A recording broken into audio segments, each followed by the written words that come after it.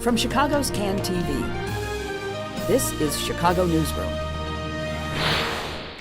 Well, hi there. Welcome to Chicago Newsroom here on CAN TV. I'm Ken Davis with another show where we're going to sit around and talk about things that are important to Chicago. Chicago, you know, it was a very different place in, say, 1970 when the Clean Air Act was first implemented, then maybe a couple years later in 1972 when the Clean Water Act went into effect.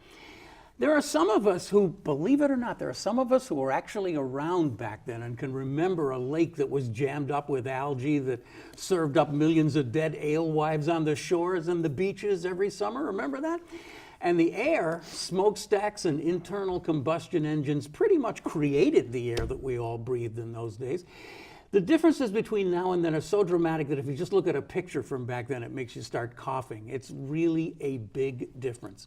And we bring this up because I would guess, just an uneducated guess, that about 97% of Americans would agree that the Environmental Protection Administration did a pretty good job of educating and regulating so much of the worst pollution right out of our lives. But there was that pesky, 2 or 3% who thought the government had no place telling industry how to run itself, and we've all lived to see that faction come into near complete control of the Environmental Protection Agency. Well, our guest today, only a little more than a year ago, worked for the EPA. In fact, Barack Obama appointed him senior advisor to the administrator in 2009 to coordinate 16 federal agencies in restoring the Great Lakes.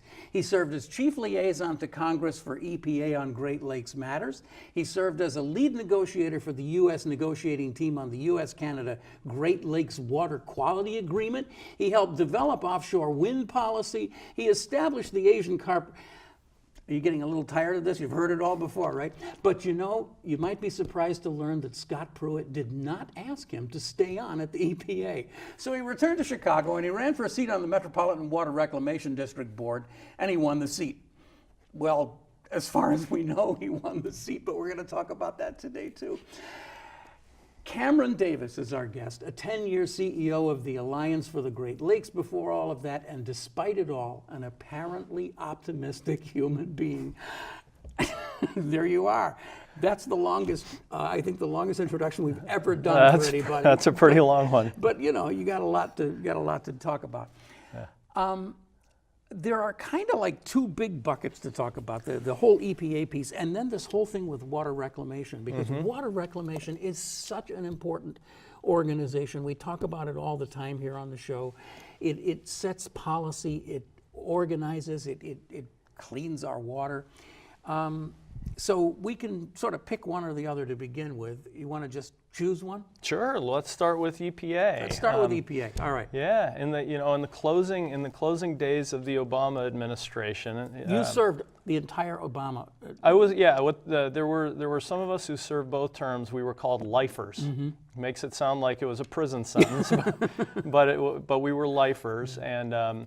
If we wanted to be considered to stay on after he left, then we were supposed to let our chief of staff know, and I couldn't do it. I just could not do it. I would rather. Wouldn't have made any difference. I would have rather left, not knowing if I'd have a job some other place than stay on. Because public health is incredibly important, and water is life. Well, I mean, I can't help but be just sort of sarcastic and joking about this, but it must kind of turn your stomach to watch what's happened to the EPA in just a very short period of time. Well, I am an optimist, and I feel like to be an environmentalist, you have to be optimistic. Yes, you really do. But I have a lot of friends and colleagues that work at EPA, and I know the amazing work that they do. I know they're mission-driven to protect public health. What's difficult for me, Ken, is not so much that there's a change in approach. It's if you're going to deregulate, if you're going to remove public health and environmental protections over here, then where's the proposal to do better than with a different approach? And I don't see that, and that's what troubles me in a lot of ways. But I am very hopeful. We are lucky in this region to have the Great Lakes. It's one of these rare resources that actually inspires bipartisan support, and that was part of my job, from 2009 till last year. It does inspire, but it also gets attacked frequently, and we're seeing, I mean, just right now we're dealing with this whole thing with Foxconn in Wisconsin and the governor of Wisconsin.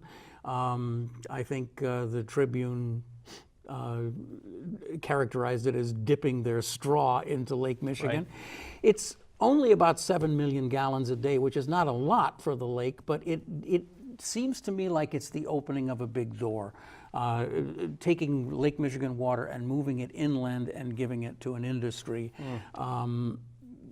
That has been one of the big threats of Lake Michigan is wanting to draw water out of it. Yeah. The Great Lakes. Yeah, well, we've got several threats to the Great Lakes, and we can never be complacent about dealing with them. I think the door opened for Foxconn actually when Waukesha was given a permit, which is a western suburb of Milwaukee, to take water out of Lake Michigan, use it, send it back. What's different about Foxconn is it's for industrial purposes.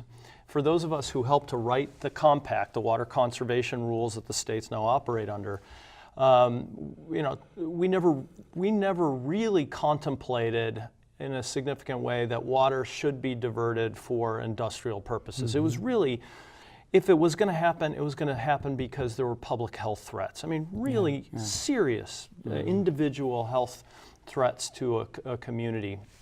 And that's what we saw, arguably in Waukesha. On Foxconn, we have to put the water back, and we have to put it back in as good a quality or better than the way it was taken out.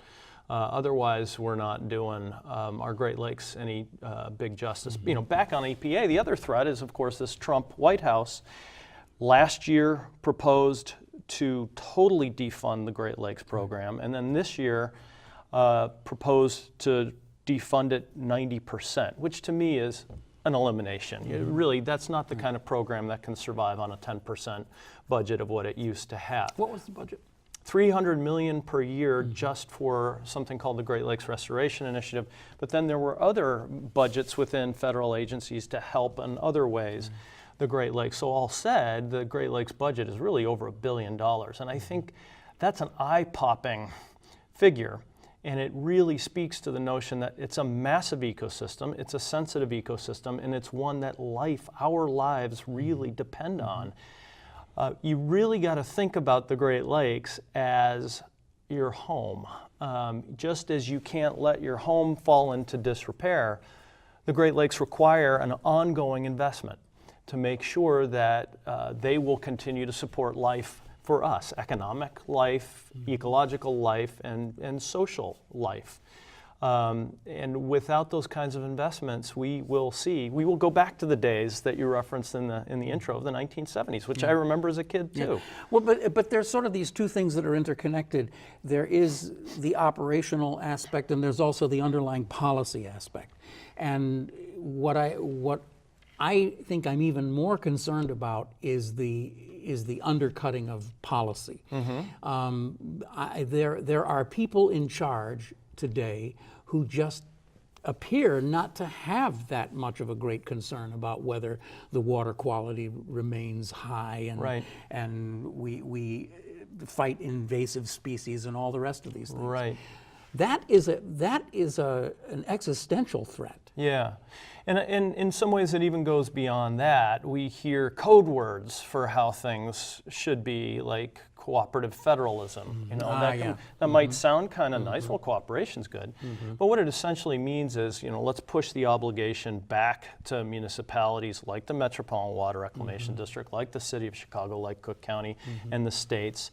But the environment doesn't really respect those jurisdictions, does it? Right. Well, then we'll just keep this little piece of our lake for this organization, and this piece of our lake for that. Yeah. And as we see in different contexts too, what happens upstream can impact downstream, and then downstream interests really don't have much of a say in what happens upstream, unless there is that strong state and federal presence. That is critical.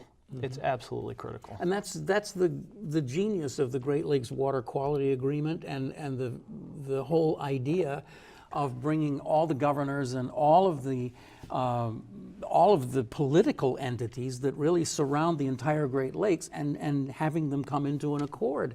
I can't think of a real equivalent of that anywhere else in the body politic. I mean, it's an amazing accomplishment. And as you say, it's driven by the fact that most sensible people look at this and say, oh, this is still in pretty good shape and we can restore it back to an even better shape. Yeah. Let's not mess with it. Right. Well, yeah, and what's incredible is things like that compact, the common water conservation standards that we have. They were passed with approval by governors of 8 Great Lakes states, which means that 2 legislative chambers, each in those 8 Great Lakes states, had to say yes. We had a House. And 8 governors. Yep. And we had a House and a Senate on the federal level that had to say yes. And we had a president in the White House who had to say yes. That's a lot of yeses that you need to get to, especially with Democrats and Republicans. And part of the time we had Jesse Ventura. I'm never really quite sure what he was, but he was in the mix too early on. They all had to say yes. And Canada? And Canada? Yeah, there's a mirror agreement in Canada. And there, at the time, there wasn't an existential crisis on water diversions to the Great Lakes. To me, when was the last time we operated in a way where we tried to do the right thing and not because we were looking at some kind of an existential crisis, and we didn't have that. That also speaks volumes to the fact that people care passionately about our outdoors here in the upper Midwest. I think it is a critical part of our culture here that we often don't recognize, but it's there, that kind of goes to work for itself in a lot of ways. But we have to tend that culture, we have to tend that appreciation for it to keep working.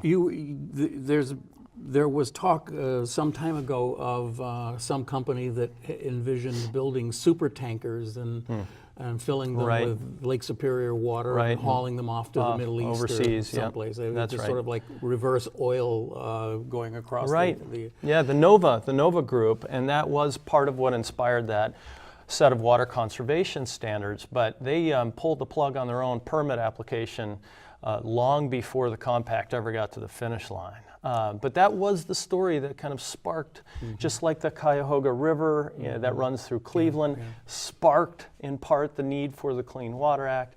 That Nova incident was part of what sparked the need for the compact. Yeah. You can't have a conversation about the Midwest without having a conversation about the Great Lakes.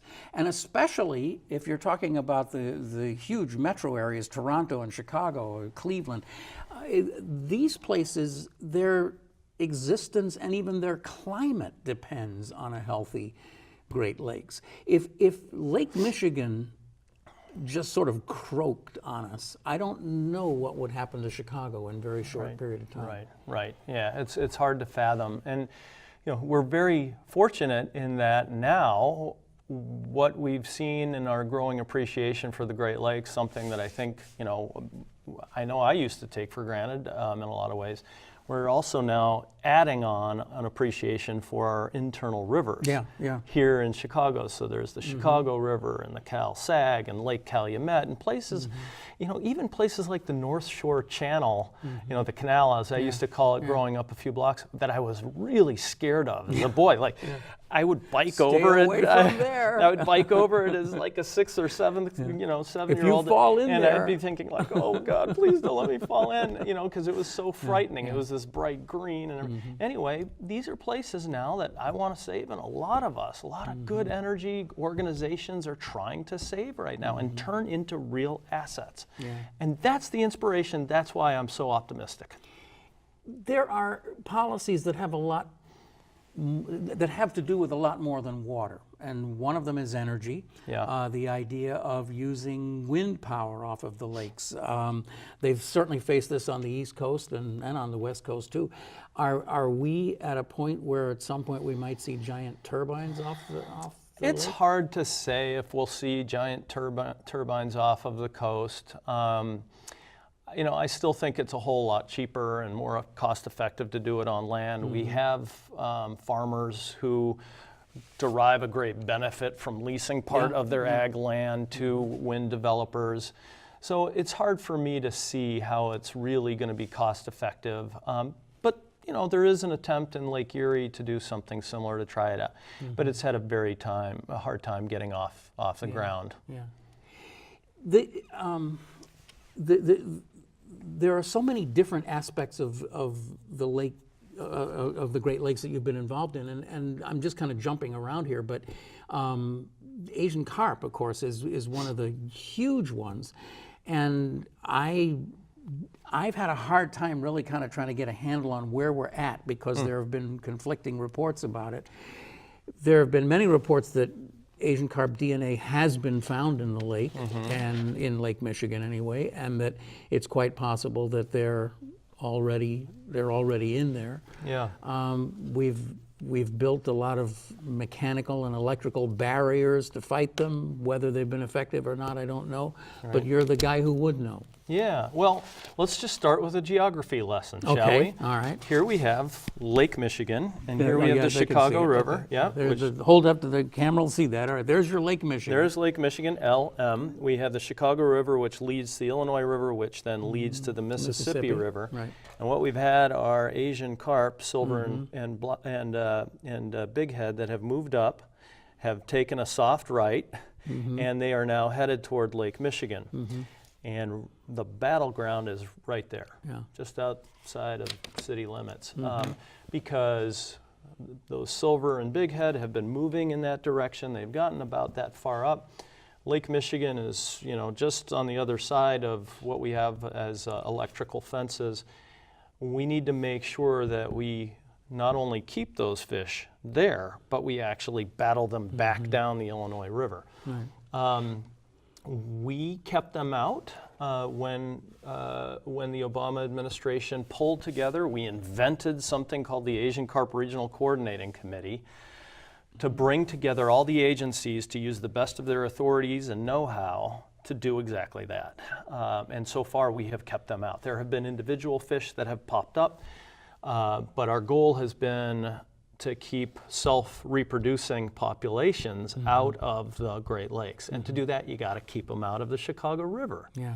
And to do that, you got to keep them out of the Illinois River. You say with what appears to be great confidence that they have not made it into the lake. Not in any self-reproducing way. When I say we, it's actually the federal government. I keep thinking of myself as we, because it was only a year ago that I left. Right. But there's been a lot of research, a lot of monitoring, and there is no indication that silver or bighead have shown up in any self-reproducing way, which is great. What do you do about it? That's kind of and this is where your policy question comes in. It's why is policy so important? Because you need to bring to bear the approaches and the financing and the people energy to help fight a threat. And so I think the state of Illinois, the DNR, Department of Natural Resources, has done a very good job of fishing out these fish, just taking them out and removing them. If there's one thing that really everybody agrees on in this very complex, sometimes controversial issue, it's that if you want to keep an invasive species out of a place, then the best way to do it is to get those species out before they ever get into that place. At the source, exactly right. So fishing those bighead and silver carp down and hopefully even out is the name of the game. And then you layer in mechanical approaches like the electrical fences. There's also a proposal to build kind of a sanitization lock at Brandon Road, that kind of thing. There are also operational things that we ought to be thinking about as well. I could go on and on about it, but these silver carp in particular, the things that get irritated by the sound of outboard motors, jump out of the water, and they've been known to break noses of jet skiers, skiing along the Illinois River system. We don't want that happening. We don't want that happening. That's almost the least of our problems, is a couple of broken noses. Right. I mean, what the longer term issue is the ecosystem. Paint the awful worst picture for us. What happens if they infest Lake Michigan and then all the rest of the Yeah, Would they actually at some point get all the way into Superior? Would they be found everywhere? They will have a much better chance of populating shallower, warmer embayments around the Great Lakes than they would in the colder, deeper parts. That's what I thought, yeah. That's what the science is suggesting right now. So, places like Green Bay I'm not saying they will get there, but what I am saying is it's the kind of place that would be attractive to Asian carp. They also like fast-moving water, so that suggests that they probably won't want to go everywhere and just take over. But as you're suggesting, Ken, the bigger problem here is if they get in, it will be one more way in which the balance of nature in the Great Lakes will be upset. And we rely on this very delicate balance of nature in order to survive. So for people like me, who as a boy used to grow up fishing for yellow perch, also called lake perch, off of the piers in Lake Michigan, invasive species getting in can pose a big threat to those native species, which are not just fun to fish for, but for some people, they're a staple on their dinner table, as a cheap food source. So we need to keep that in mind too. But the ecology of the lake has changed many times, I think, even within our lives. Right. I mean, as I mentioned earlier, it's hard to remember that as recently as the 70s, you could stand on the edge of Lake Michigan and the revetments and look down, and you couldn't see 2 inches into the water. Right. Now you can see all the way to the bottom, and that's not in itself necessarily a good thing. Right. It's just something that's different. Right. Right. I mean, we have zebra mussels and mollusks and everything else filtering the water now. And they weren't there 30, 40 years ago. Right. So the lake does change, but it appears that it's changing much more rapidly than it ever did before because of man-made mechanics that allow for it. Yeah, and again, that's dead on because, just like we change every day, every month, every year, the lakes change too. But we're accelerating those changes in a way that the lakes are having a hard time keeping up with. So it's a little bit like,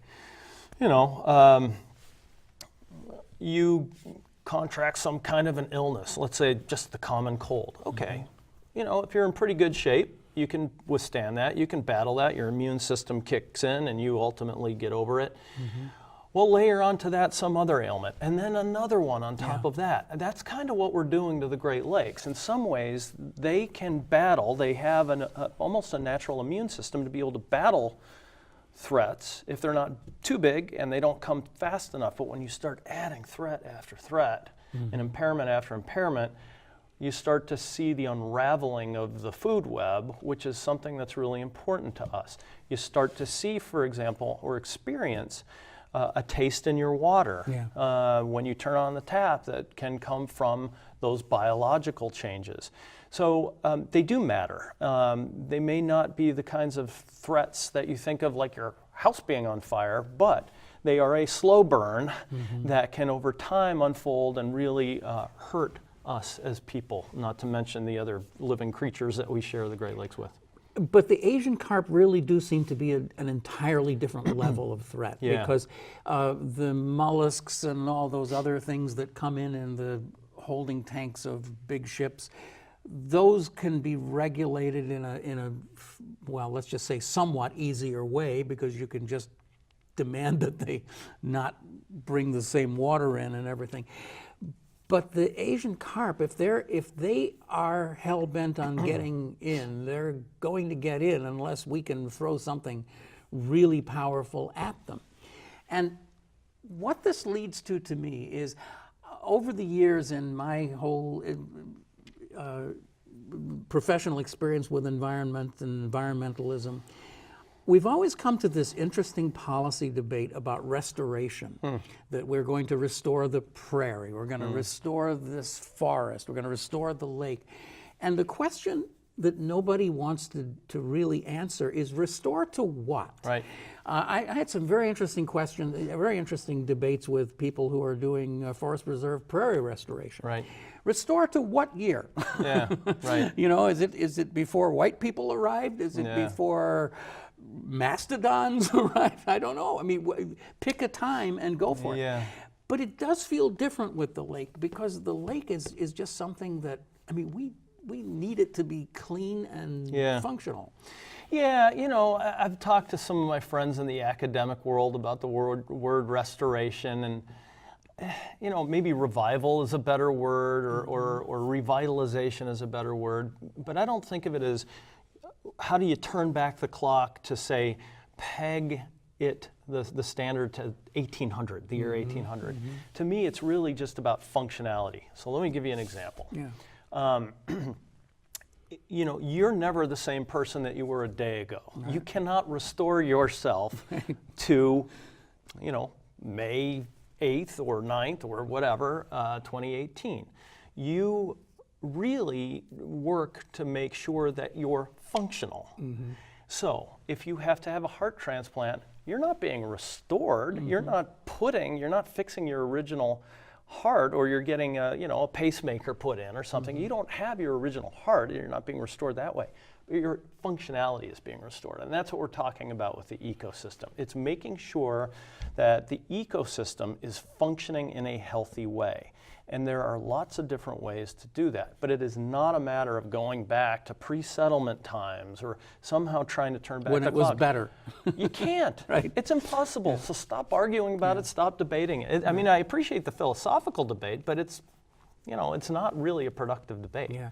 Where are we at, radically changing subjects, where are we at right now with pollutants of, let's call them solids, chemicals, that kind of thing that are in the lake? I mean, we've been talking about wildlife and that sort of thing, but are the lakes healthier today in terms of, we were talking just before we started about the PCB cleanup in Waukegan Harbor years and years ago, Johnson Outboard Marine Company. There have been many assaults on the Great Lakes over the last 150 years. Are we able to clean those up and assure that we won't, or at least reasonably assure that we won't have more of them?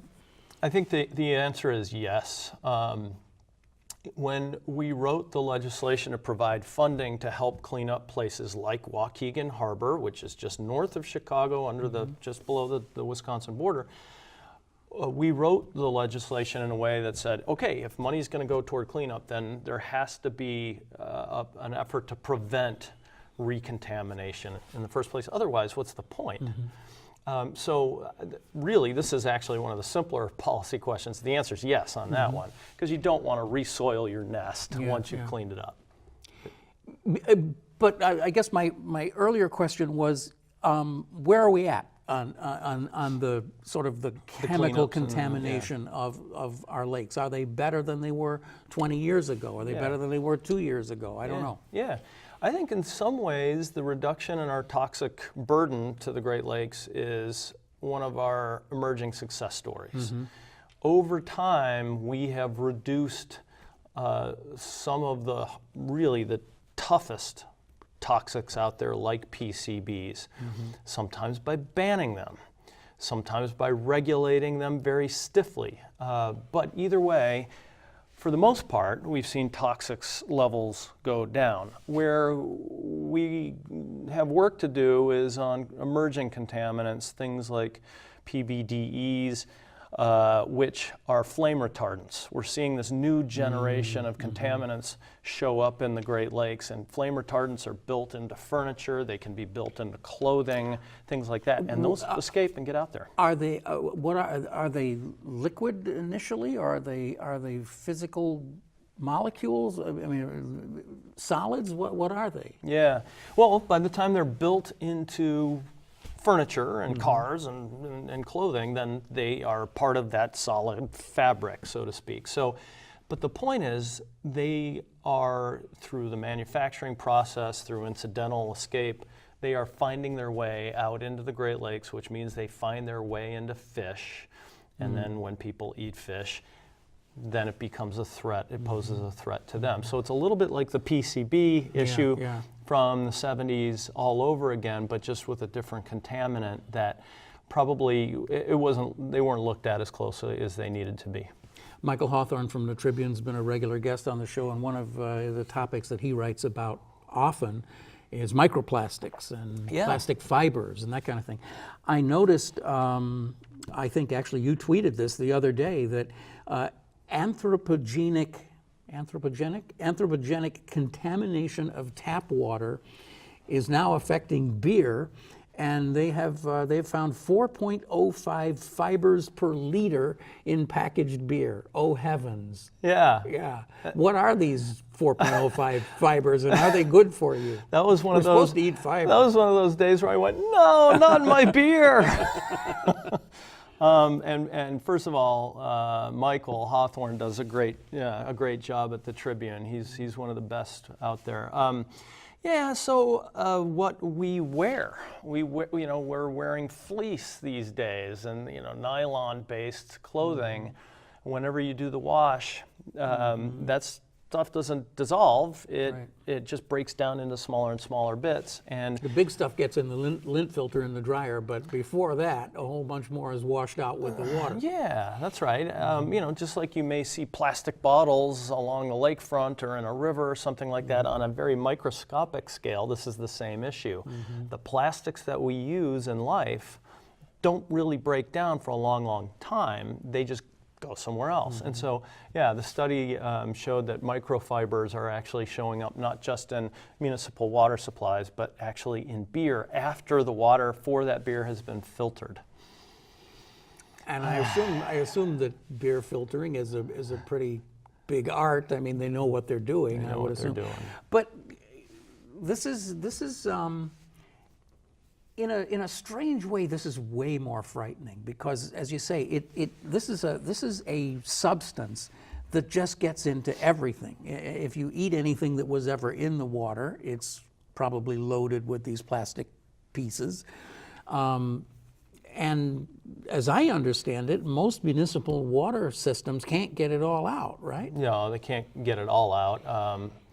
But again, it really points to the choices that we make in our everyday life. What goes on out there in the lakes and in our rivers is often a function of what we do on the land and how we live our lives. And so, using natural materials, cotton, wool, things like that, those are the kinds of choices that you need to think about with the research now coming in that our beer is threatened. You've mentioned that. You've mentioned that several times, and you've tweeted it. But just to stay on this for a second longer, presumably these things are, the things we're talking about, these particles we're talking about, barely could be seen if you had one on a piece of clean paper. They're very, very small, right? Right. So we presumably drink and eat thousands of these particles every day, and they pass through us as far as we know, but we don't know what they're doing to our livers and kidneys. The research is still emerging, but I will say Illinois, our state legislature, deserves a lot of credit. It was one of the very first, if not the first, state legislature to pass a ban on microbeads, which are the small plastic particles that were used in things like toothpaste and soap products and things like that. That's a big deal. That was a huge deal for Illinois to do that. New York followed suit. Other states have been considering it. But here, our Illinois did that. They did the right thing. So that'll help over time. Will it? Yeah, I mean, it should, as long as we're paying Why attention to our are you so lifestyle. optimistic about this stuff? Why aren't you like pounding the table and saying, "Oh my God, we're all going to die"? You have no idea the threats. I guess when I was really young and, or at least felt younger than I do, I always felt like, why isn't this happening now? Why are we fixing these problems now? And I have really come to appreciate the fact that the best solutions, the ones that really will last, are actually ones that take, a fair amount of time to get done. If you want a really quick solution, sometimes those can be effective for a long time, but they can often be undone very quickly too. So we want long-term solutions. because that's what we're facing. And often those quick solutions turn out not to be solutions at all because they didn't have enough time to be. Yeah, sometimes we just made the problem worse. So that's why. I think that some of these things are just long-term solutions, and you just keep chipping away at them. We've both been doing these kinds of things for a long time. You probably remember Quentin Young, the medical activist. He was a colleague of mine for many years.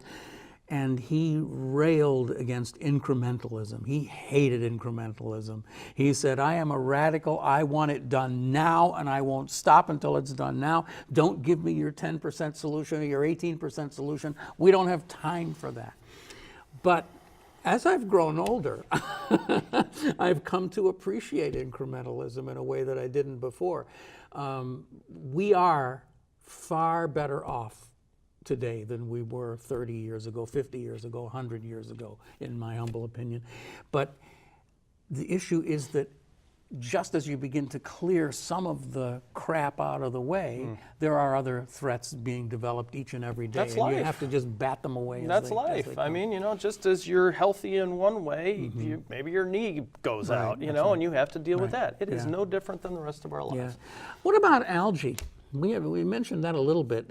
Algae was a huge problem in the Great Lakes, and now it's less of a problem, or it's more of a regional problem. Yeah, right? yeah. What is that? What is algae? Why do we need to worry about it? Well, back in the 1970s or so, a lot of times there were phosphates in dishwashing detergent, and that passed through, and it basically phosphorus, fertilize life. It's like fertilizer. It is fertilizer, yeah. And so what we were unintentionally doing by putting our dishes in the dishwasher was fertilizing algae somewhere downstream from where your dishwasher was discharged to. Should have just dumped it out on the vegetable garden and grown tomatoes in it or something. And what we've seen is that while we've largely helped to reduce that as a problem, phosphorus is still used as a fertilizer on agricultural lands to grow food. The problem is if there's an excess of that washes downstream, we then fertilize algae downstream. And this really came to a head back in August 2014, just a few years ago. This is not the 1970s. Not ancient history, this is not ancient history, where Toledo had to shut down its municipal water supply because toxic algae had made it past its water systems. And, we got to do first things first and protect the public water supply. Right. That's critical, that's urgent. But just as urgent is making sure that the ecosystem itself is bracing against those kinds of threats as well.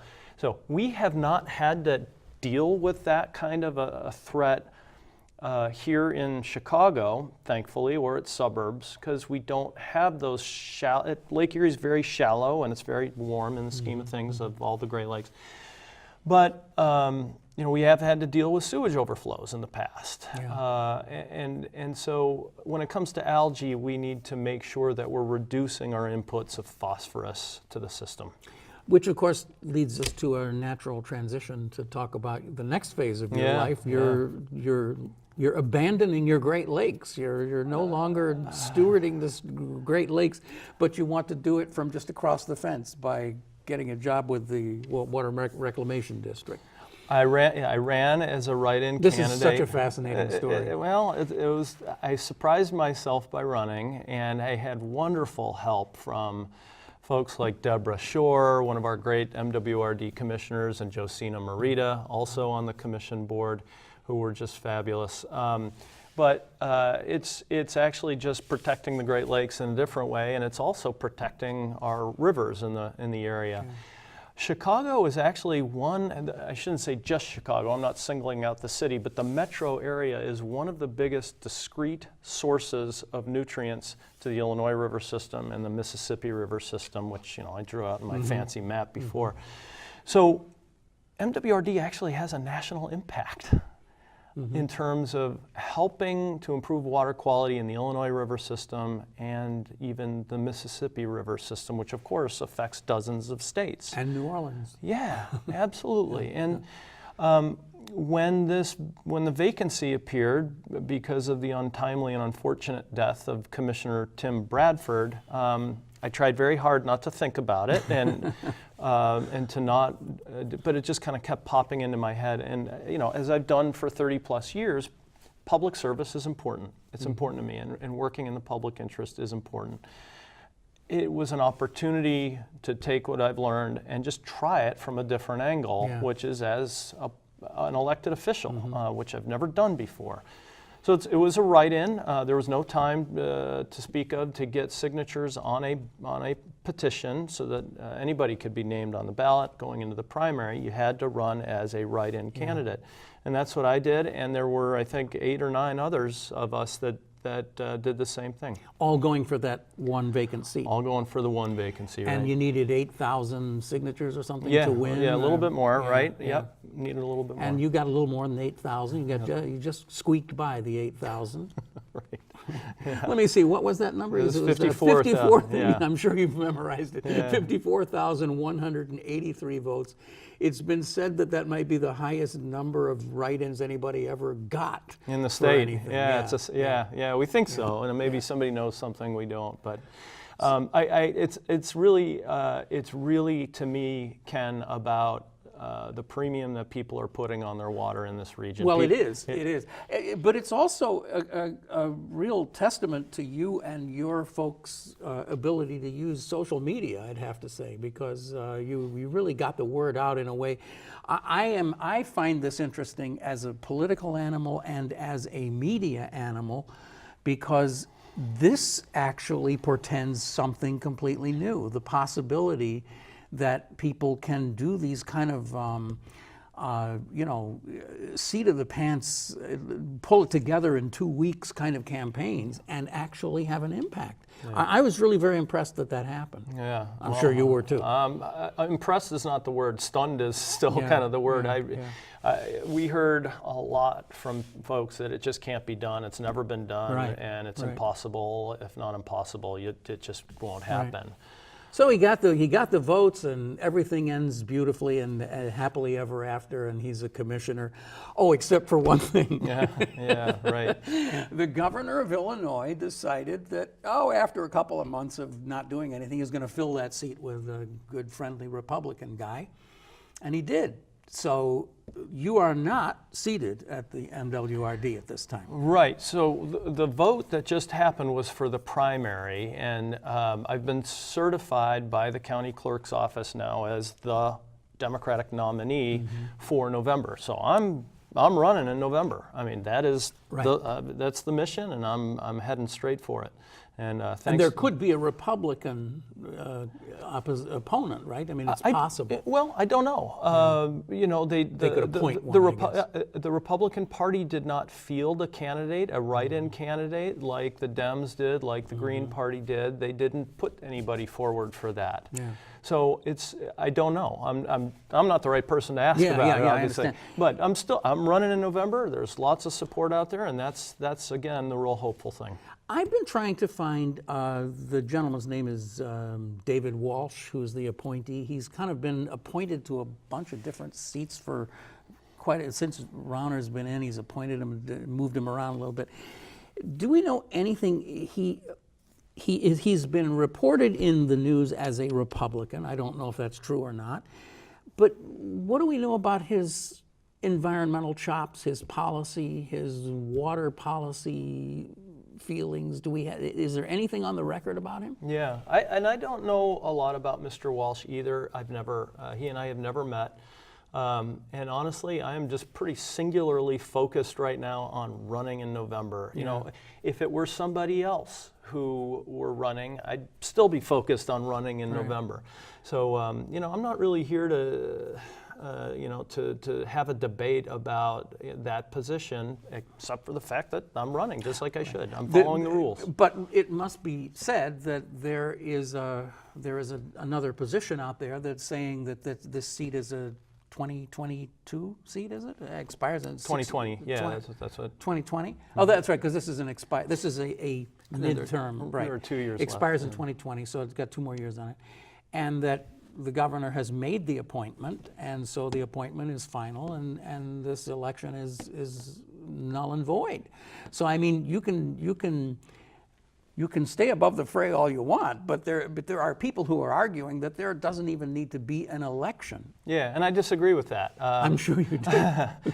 Strongly, you know, taking myself even out of the equation, we live in a democracy, and in a democracy, you vote for the people that you want to represent you. And there's been an open and fair election going into the primary. There were 9 candidates vying for that Bradford vacancy. And there is an election in November. And the law says otherwise too. So just because you want something doesn't necessarily make it right or legal that something is correct. Well, you can be very righteous and above the fray and optimistic and all those things that you appear to have in abundance, but I also hope you got a really good lawyer. And I'm sure that you must have some of your people have already found legal help, because you're going to need that if it turns into a court fight. No, and you don't go into these things and run with your eyes closed either. I'm a lawyer. I'm not an election lawyer. I'm an environmental attorney, but you know, I've done the legal research myself, and I've seen the statutes. They're really clear. Yeah. So, just briefly, if you, let's say you are able to achieve this seat, you would have the seat for a couple of years. You could then, of course, run for re-election. It's conceivable that you could have another one of your sort of 10-year careers, this one being at MWRD. Talk to me about that. Yeah.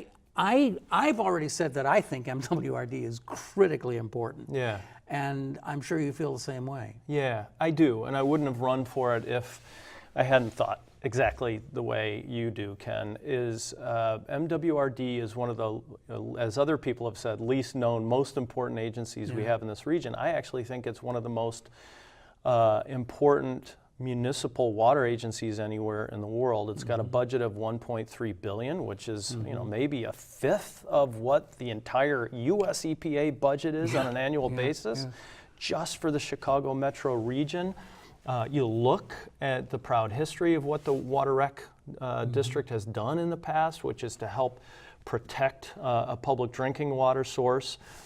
It's opened up pathways for invasive species in so doing, but it's done really miraculous work over the years. It is critical. Going forward, it's really about the long-term strength and resiliency of this region. How, and as I've said before, what we do on the land makes a difference with the water. What can MWRD be doing to help protect and grow open space, to help with water quality in our river systems, to help reduce flooding? There are a lot of people, to me it's also an equity issue. A lot of folks who get flooded in this county, and they're often the kind of folks who don't have the wherewithal to help protect their homes and their property either. So the district has a critical role to play in evening the field for people who don't necessarily have the means to protect themselves as well. So it's an economic issue, it's a driver, the district is, it's an environmental driver, it's also a social equity driver, and all three of those are really important to me. And to me too. It's a very interesting situation, and I'll just straight out say I wish you luck. I hope you get to take that seat. Thank you. It would be good for all of us. Great to catch up with you after 30 years. After all these years, yes. You were on the old radio show that we used to do back on WBEZ back in the 80s, if you can believe. The 1980s, yes, there was a decade called the 80s. Oh, you should look it up. Thank you for specifying it was the 1980s too. Yeah. You should look it up on YouTube or something. There's great videos of the 1980s. And I want to thank Cam Davis for being here today. Cameron Davis. Thanks, Cam Davis and Ken Davis together here on Chicago Newsroom. And I hope you'll come back again. Thank you. When Thanks for the invitation. You're a big, important commissioner, you'll still come back and see us. Yeah, thanks. Okay? All right. Thank you very much. You've been watching Chicago Newsroom. It is it's a service of CAN TV, and we're very, very proud of that. Don't forget that you can see this show and all of the shows that we have by going to this address where you'll find all of them. And also, don't forget the iTunes podcasts. You can subscribe, have it go right into your device automatically, and you can listen to it there. Also, we're on SoundCloud too, and you can find that. by going to SoundCloud and asking for Chicago Newsroom. Okay, enough of this. Back next week with another show, we hope. We haven't got anything yet, but we'll find something, don't worry. See you next week on Chicago Newsroom. I'm Ken Davis. Thanks for watching. Bye.